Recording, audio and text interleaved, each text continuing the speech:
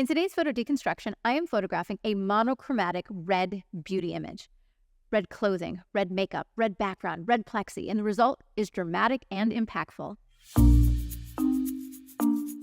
Hey everybody, Lindsay Adler here.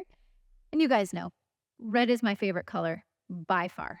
I have shot red on red on red dozens of times, honestly, probably hundreds of different times. And so this shoot, I wanted to photograph a red image that was dramatic and playing around with a new tool I'd picked up, a red piece of plexiglass. So we start with the red concept. Let me show you how I brought it together. So first of all, you can see that we built the set with a Savage Universal primary red background. This is super saturated. This is the one that I use most often.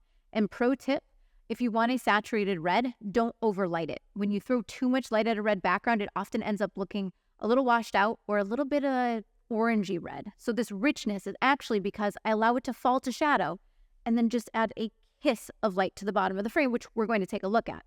Next, in front of my subject, what her arm is placed on is a red piece of plexiglass. It's actually plexiglass mirror, so it's reflective, but it has a red coat. And so you can see that I'm getting a darker, but also red reflection of her. It's subtle. It is not meant to be the focus of the image, but it gives us a little bit more to play with, gives us more interest in the photograph. Next, she has the beautiful red lip, the red makeup. She has a red glove and then beautiful red styling. So the idea is to put as many beautiful red things in front of my camera as possible and then figure out how to light them in a way that has depth, dimension, drama, something that's interesting. One of the things that's nice about a personal project, for example, my personal project has been shooting red on red for years, is that when you shoot your personal project for the first time, you shoot the obvious thing. What is the easy way, the obvious way to shoot this idea? But then each time that you shoot it, you don't want to keep doing the same thing over and over again. So you keep diving deeper and deeper and pushing yourself. And so this is one of the ways that not only have I created beautiful images, but I keep diving into more complex lighting builds or set builds. And so this is yet another one to add to my collection of monochromatic red images. All right, so before we go through and take a look at what was captured in camera versus post-processing, let's take a look behind the scenes at the lighting. This is a 4-light setup, and each light is carefully contributing to the end result. So let me show you one by one. And we're going to begin with our main light, which is my favorite modifier, the one I use all the time. It's the Westcott Optical Spot. This is the one that I designed in conjunction with Westcott. And on it is the kit 150mm lens, which is going to give me a slice of light down the center of the subject's face. And you can see that in the final image. You'll actually see how she has this pocket of white light on her. You'll notice that the edges of that light are pretty soft and diffused. That's because with the optical spot, there's a lens on it. If you want sharp, crisp edges, you focus the lens. If you want it soft, diffused, a little bit more subtle, like the pocket of light you see here, you can then defocus the lens. So that's light number one.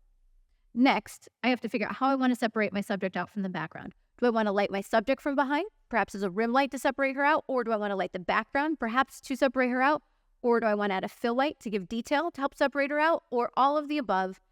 And for this shot, I chose all of the above. So let's actually begin next with the overhead light you see in the top left there.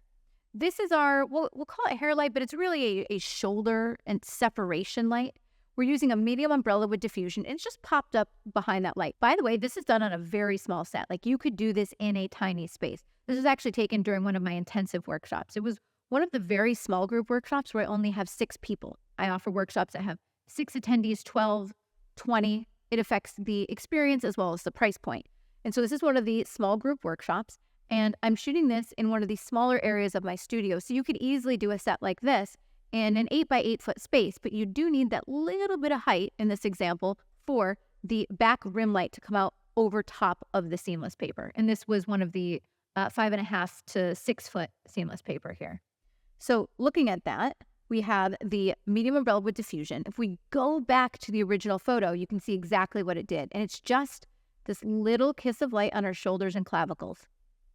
Super subtle, with just a little bit of refinement. And I think this area of the body is so beautiful. And so we're emphasizing it there. I think it really adds to the drama of the image. Would the image still be beautiful without it? 1,000%. This is not a light that I would consider necessary. So if you had short ceilings or you only had 3 lights, this would be the light that I get rid of. So what lights do you need? All right, well, let's actually go with our background light next. The background light over here in the bottom left is a Profoto B10 Plus. So this is the 500 watt second battery operated strobe. I didn't add any modifier to it, but I did add something called an ND gel. So let's pop over to the final image, and you can see that there's just a little glow of light behind the subject. I wanted it to be super low power. I wanted it to be really dark, just a little separation, which is why I have the light hidden behind the subject on a floor stand, no modifier, but the ND gel stands for neutral density. What it does is it cuts down on light. And so originally when I put a light back behind there, no matter how low I was turning that light, it wasn't looking dark enough. It wasn't looking dim enough. So we added an ND gel, which cuts out light. So a full stop ND cuts the power of your light in half. If you fold that in half again, it cuts the power of your light in a quarter. So this is something that I use often in my studio when I'm shooting at really narrow depths of fields, or I want to have the light just so extremely, extremely subtle. So you see behind the subject that beautiful separation and the red of the background. That wouldn't be possible without that background light. So that's a must-have. And then the other must-have is some sort of fill light, because the optical spot on her face would put everything else in dark shadow, so you wouldn't see any detail on the dress, any detail on her arms. So having a fill light, it can be very low, very, very subtle, but it still needs to be there to see some detail and some separation. So that is the third necessary light. We have a fill light to the right-hand side here. It's a Profoto B10 Plus with a medium umbrella and diffusion, so it's soft light source. And then we put a red gel in it. Now, if you look at the final image here, you do see a little bit of redness in the shadows. But honestly, if it didn't have a red gel and then we just toned the shadows a little bit more red, it would have a similar effect. All right, let's talk lastly about our background paper. We're using Savage Universal Primary Red. That's my go-to background paper. And then our camera. I'm shooting with the Canon R5 and then my go-to lens, which is the 24-105 4.0, although I've since upgraded to the 2.8. My camera settings are f8, ISO 400. If you want to learn more about how I choose my camera settings, I actually have YouTube videos that talk about this more in depth. Okay, so let's look at the image. This is the final result. Here's what it looked like straight out of camera. I mean, honestly, it's not that different. The only big difference is a little bit of cleanup on skin and a tiny tweak to color. So here's straight out of camera. I don't know if my white balance was wrong or what, but she looks too green, correct? So what I did is I warmed up the white balance a little bit, and I also added a tiny bit of magenta to the tint and a little bit of red. Just a tiny bit, like very, very minimal. So it gets her skin a little bit closer to a skin tone that works in this color palette. And then I'm using an optical spot on her face. An optical spot is a hard light source. When you're photographing a hard light source on skin with texture, it's going to show the texture. Furthermore, if you're using a hard light source on a darker skin tone, it emphasizes highlights, because a highlight against a highlight, like light skin, blends in a little bit. But a highlight against a darker skin tone, like a shadow area, is going to create a lot of contrast. So retouching of the skin is going to be really important to the final look of this photograph. And you can see how I also unified the skin tone. So I made sure the color of the skin on her forehead, as well as the highlights of her cheeks, all match. So it all had a similar saturation. So now if we back up and we look at this before and after one more time, subtle changes of color and definitely some skin cleanup, but fundamentally the image was there in that raw file. We just perfected it with our post-processing.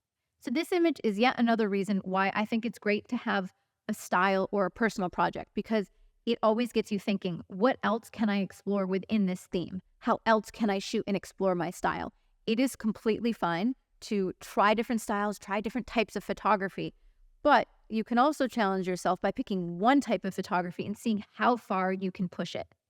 So if you want to see the gear used in the making of this image, be sure to check out the links in the description below, and of course, visit adorama.com. Oh, and if you want to join me in person to shoot photographs like this, to learn about how I light, how I choose my modifiers, how I build my concepts, how I sculpt things, what I'm seeing, you'll definitely want to join me in one of my in-person workshops. If you've enjoyed this photo deconstruction, be sure to like, subscribe, and share it with your friends. See you next time, guys.